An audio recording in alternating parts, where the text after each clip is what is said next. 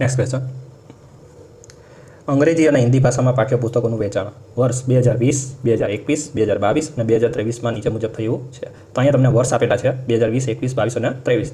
જ્યારે અહીં અંગ્રેજી અને હિન્દી આપેલું છે વિષય.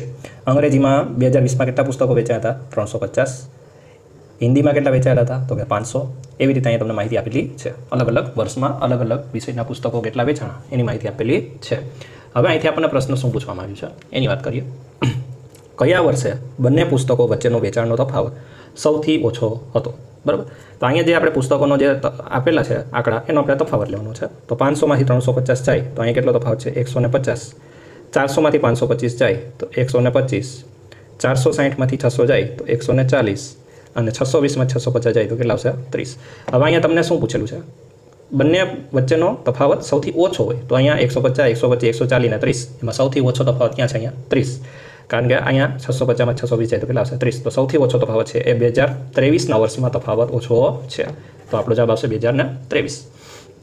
નેક્સ્ટ પછી તમને પૂછેલું છે કે કયા વર્ષે વેચાણનો તફાવત સૌથી વધુ છે? તો આ જ લાઈનમાં આપણે 150, 125, 140 અને 30 એમાંથી સૌથી વધારે તફાવત તમને ક્યાં જોવા મળે છે? 2020ના વર્ષમાં જોવા મળે છે, જે 150નો તફાવત જોવા મળે છે.